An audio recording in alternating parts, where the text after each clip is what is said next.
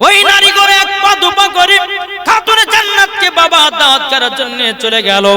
যাওয়ার পরে আমার নবীকে বলতেছে, বলো গো নবীজি, আপনার ছোট কন্যা আছে? বলে হ্যাঁ আছে। তো ঘরের ভিতরে যাও। বাবা ইহুদি নারী গেল, এক পা দুপা করে আপনার ঘরের ভিতরে প্রবেশ করেছে। এক খাতুনে জান্নাত, তবে শোনো গো, তোমার দাওয়াত থাকলো। বলে কিসের? বলে আমার বিয়ে, তুমি দাওয়াত খেতে যাবো। এখন মা ফাতেমা রাদিয়াল্লাহু তাআলা আনহা তিনি বলছে, বোনেরা আমি এইরকম ভাবে দাওয়াত কবুল করতে পারবো না। বলে কেন? আমার আব্বা হুজুরকে জিজ্ঞাসা করতে হবে। আমার আব্বা হুজুর যদি দাওয়াত কবুল করতে বলে তাইলে করব, আর যদি না করতে বলে আমি করতে পারবো না। এখন খাতুনে জান্নাত ঘর থেকে বেরিয়ে এসে বলছে, আব্বা জান গো, ও গো আব্বা জান, আমার বান্ধবীরা এসেছে আমাকে দাওয়াত করার জন্য। আব্বা জান আমি কি দাওয়াত কবুল করব নাকি? ও আব্বা জান একটুখানি বলুন। আমার নবী বলছে, বেটি ফাতেমা যাও দাওয়াতটা কবুল করে নাও। আপনারা হয়তো বলবেন যে হুজুর ইহুদির বাড়িতে খাতুনে জান্নাত খানা খেতে গেলে কেন? আরে বাবা কেন গেল এটা তো একটু পরে বুঝতে পারবেন বাবা। এখন আমার নবী মুস্তাফা বলছে, বেটি যাও দাওয়াতটা কবুল করে নাও। এখন বাবা তার বান্ধবীদের সামনে এসে বলছে, ওগো বান্ধবীরা ঠিক আছে তোমাদের দাওয়াত আমি কবুল করলাম। এখন ইহুদি নারীগুলো বাড়ি থেকে বিদায় করে রাস্তাতে বলতে বলতে যাচ্ছে, বলে খাতুনে জান্নাত যেমনই আসবে তেমনই তাকে অপমান করব। এই তাদের মনে ছিল না। এখন খাতুনে জান্নাত মা ফাতেমা রাদিয়াল্লাহু তাআলা আনহা তিনি বাবাজি এশার নামাজ পড়ে নেওয়ার পর কিছুক্ষণ পর তাহাজ্জুদের নামাজ পড়ে গভীর রাত্রিতে আল্লাহর কাছে হাত তুলে দোয়া করতে লেগেছে। বলে আল্লাহ ওগো রব্বুল আলামিন, আল্লাহ গো সকাল হলে পরে আমাকে ইহুদিদের বাড়ি, ইহুদি নারীদের বাড়ি খানা খেতে যেতে হবে, দাওয়াত খেতে যেতে হবে। কিন্তু আল্লাহ গো আমার কাছে সেরকম তো ভালো কোনো পোশাক নাই। আল্লাহ আমার তো কোনো ভালো পোশাক নাই। আল্লাহ গো আমাকে একটা ভালো পোশাক যদি ব্যবস্থা করে দিতেন আমি বড় আনন্দিত হতাম। আর দেখবেন বাবা মা বোনেরা যত সাজে তত মজা লাগে দেখতে। আমার মা বোনেরা দেখবেন বাবা যত নতুন কাপড় থাকুক না কেন, ডিজাইনের জামা পেলে পরে আবার একটা কেনার জন্য ছটফট ছটফট করে, কি করে না? এদিকে খাতুনে জান্নাত দোয়া করছেন গভীর রাত্রিতে, এদিকে হযরত বেলাল আযান দিয়েছেন, আসসালাতু খায়রুম মিনান নাওম।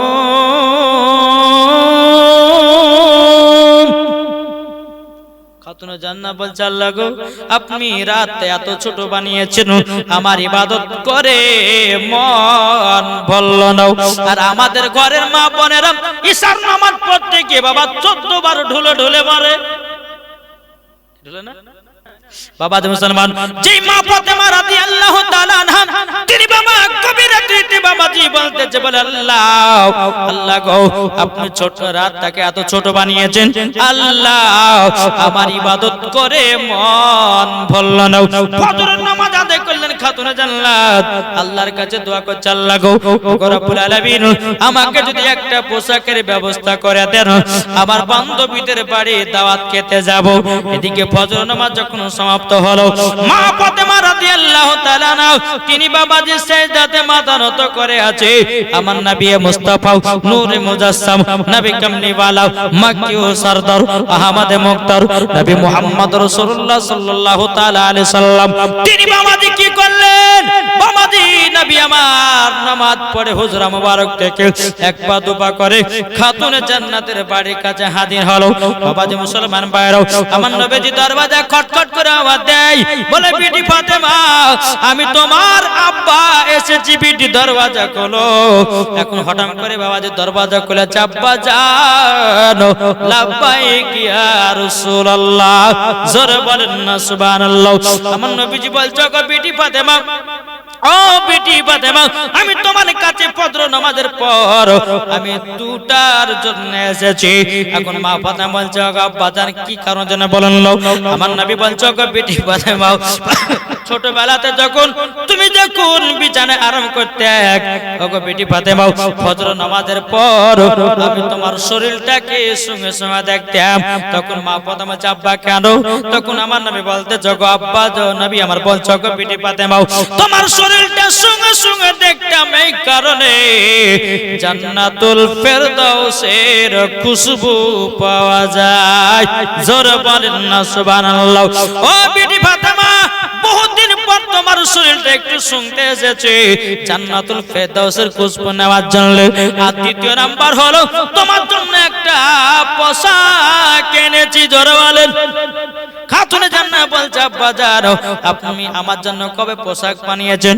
আমার নবী বলছে গো বিটি ফাতেমা, এই পোশাক কোন দুনিয়ার মার্কেটের পোশাক নয়, এই পোশাক হলো জান্নাতুল ফেরদাউসের পোশাক। জোরে বলেন না সুবহানাল্লাহ। বাবাজি মুসলমান ভাইরাও, ইসলামানিকেরাও, যখন মা ফাতেমা রাদিয়াল্লাহু তাআলা আনহা বাবাজি পোশাকটা নিলেন, যখন আপনার ইহুদিদের বাড়িতে যাবে আপনার পোশাকটা পরিধান করেছে, এত সুন্দর ঝকমকে আপনার পোশাক রে বাবা, অন্ধকার ঘরে যদি দাঁড়ায় জামার আলোতে ঘর আলা হয়ে যাবে। এটা জোরে হবে না সুবহানাল্লাহ। এখন মা ফাতেমা রাদিয়াল্লাহু তাআলা ওই রকম পোশাক পরে বাবাজি এখন ইহুদিদের বাড়িতে যাবেন। বেরাদার, আমার নবী বলছে গো বিটি ফাতেমা কোথায় যাও? বলে আব্বা যাও, আমার বান্ধবীর বাড়ি যাচ্ছি গো আব্বা। আমার নবী বলছে গো বিটি পর্দা করে যেও মা। খাতুনে জান্নাত আমার ঘরের ভিতরে গেলেন, যাওয়ার পরে একটা চাদর নিয়ে বাবা, ওই চাদর একটা না দুটো নয় বাবা, 7টা পট্টি মারা ছিল। 7টা পট্টি মারা ছিল। ওই 7টা পট্টি মারা চাদর খাতুনে জান্নাত বাবা জান্নাতে পোশাকের উপরে এমন ভাবে আপনার পরিধান করলো। ওগো মা খালা, আপনাদের চাদর হলো আলাদা আর খাতুনে জান্নাতের চাদর হলো আলাদা। যেই মা ফাতেমার চাদর মাথা থেকে নিয়ে পা পর্যন্ত ঢাকা হয়, আর আমাদের ঘরের মায়েদের মাথা থেকে নিয়ে মাজা পর্যন্ত ঢাকা চাদর। বাবাজি মুসলমান ভাইরাও, এখন মা ফাতেমা রাদিয়াল্লাহু তাআলা আনহা তিনি আপনার চাদরটা ভালো করে জান্নাতি পোশাকের উপরে পরিধান করে নিল। এক পা দুপা করে ইহুদিদের বাড়িতে রওনা দিল। এখন ইহুদি নারীগুলো বলছে কখন আসবে খাতুনে জান্নাত, আর কখন তাকে অপমান করব, ছেঁড়া কোড়া কাপড় পরে আসবে, তাকে অপমান করতে খুব ভালো লাগবে। আমার আল্লাহ বলছে ওরে ইহুদি রে, তোরাই অপমান হবি রে। এদিকে খাতুনে জান্নাত এক পা দুপা করে আপনার ইহুদিদের বাড়িতে যখন প্রবেশ করবে, সমস্ত ইহুদি নারীরা খাতুনে জান্নাতকে গোল করে ঘিরে নিয়েছে। গোল করে যখন বাবা ঘিরে নিয়েছে, খাতুনে জান্নাত বলছো গো বোনেরাও, আমাকে এখন গোল করে ঘেরিও নাও, আমাকে একটা পার্সোনাল ঘরের ভিতরে নিয়ে চলো, যা কথাবার্তা ওখানে তোমাদের সঙ্গে বলবো। এখন পার্সোনাল ঘরের ভিতর নিয়ে গেল। নিয়ে যাওয়ার পরে অনেক ইহুদি নারীগুলোকে ডেকেছে মা ফাতেমাকে অপমান করার জন্য। এই তোমরা দেখো খাতুনে জান্নাত কি পড়ে এসেছে দাওয়াত করতে, এখন অপমান করছে ইহুদি নারী। এটা বলো গো খাতুনে জান্নাত, তোমার কি একটু জ্ঞান নাই? আমাদের বড় লোকদের খানাও কত মিনিস্টার ব্যক্তিরা আসবে, কত বড় বড় লোকেরা আসবে খানা খেতে, আর তুমি এইরকম পোশাক পরে তুমি চলে এসেছে দাওয়াত খেতে। আমার মা ফাতেমা রাদিয়াল্লাহু তাআলা আনহা বাবাজি যেমন এই অপমানগুলো আপনারা শুনতেছে, এখন মা ফাতেমা রাদিয়াল্লাহু তাআলা আনহা শরীর মোবারক থেকে বাবাজি চাদরটা যখন নামায়া দিয়েছে, সমস্ত নারীরা মা ফাতেমার পোশাক দেখে বাবা চোখ বাবা কপালে দাঁড়িয়ে গেছে। জোর হবে না? সমস্ত নারীরা বলছে এই খাতুনে জান্নাত এত সুন্দর পোশাক পেলে কথা থেকে তোমার পোশাক ঝিলমিল ঝিলমিল ঝিলমিল করতেছে, অন্ধকার ঘরটা মনে হচ্ছে আলোময় করে দিয়েছে। এই খাতুনে জান্নাত কোন মার্কেট থেকে নিয়েছো বলো, আমরাও সেই মার্কেট থেকে যে এরকম পোশাক কিনে নিয়ে আসবো। এখন মা ফাতেমা বলছে বলো রে বান্ধবীরা রে, এই পোশাক কোন দুনিয়ার মার্কেটে পাবে না, কোন মার্কেটে পাবে না। এখন বাবা ইহুদি নারীগুলো বলছে কটা নিবে সেটাও আমরা কিনে নেব। এখন রাস্তা বলো, মার্কেটের নাম বলো।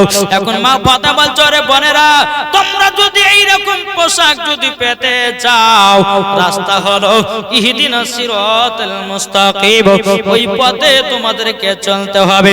দ্বিতীয় নাম্বার, আমার যে মার্কেট থেকে আমি পোশাকটা নিয়েছি ওটা হলো জান্নাতুল ফেরদাউসের মার্কেট। জোরে বলুন না সুবহানাল্লাহ। তোমরা যদি পোশাক পরিধান করতে চাও আমার আব্বা জানের কলমা পড়ে মুসলমান বানাতে হবে, তোমাদেরকে মুসলমান হতে হবে। সমস্ত নারীরা বলছে ও কাতুরে জান্নাত, তোমার মতো পোশাক আমরা বাপের জন্ম চোখে দেখি নাই, কোনোদিন পরি না। আমার বাপেরা কোটি কোটি টাকার মালিক, লাখ লাখ টাকার মালিক, তবু আমরা এইরকম পোশাক জীবনও পরিধান করতে পারি না। আজকেই দেখতে যে তোমার শরীরে এখন খাতুনা জান্নাত বলতেছে এ বোনেরা, তোমরা যদি এরকম পোশাক চাও তাহলে আমার আব্বা যেন কলমা পড়ে মুসলমান হয়ে যেতে হবে। সমস্ত নারীরা বলছে এই খাতুনে জান্নাত গো, আমরা সেটাই করতে রাজি। খাতুনে জান্নাত বলে বলে পড়লা ইলাহা ইল্লাল্লাহু মুহাম্মাদুর রাসূলুল্লাহ সাল্লাল্লাহু তাআলা আলাইহি সাল্লাম। কিতাবের মধ্যে পাওয়া যায় বাবাজি সেই দিন খাতুনে জান্নাত কলমা পড়িয়েছিলেন। কোন কিতাব বলছে 40টা, আবার কোন কিতাব বলছে 440 জনকে খাতুনে জান্নাত কলমা পড়িয়েছিলেন। খাতুনে জান্নাত ওই ইহুদির বাড়ি থেকে আসার পরে আমার নবী বলছে বিটি ফাতেমা, আচ্ছা বলো কেমন মজা লেগেছে? আমার নবী বলছে খাতুনে জান্নাত বেটি ফাতেমা বান্ধবের বাড়িতে যে কেমন মজা লাগলো বলো।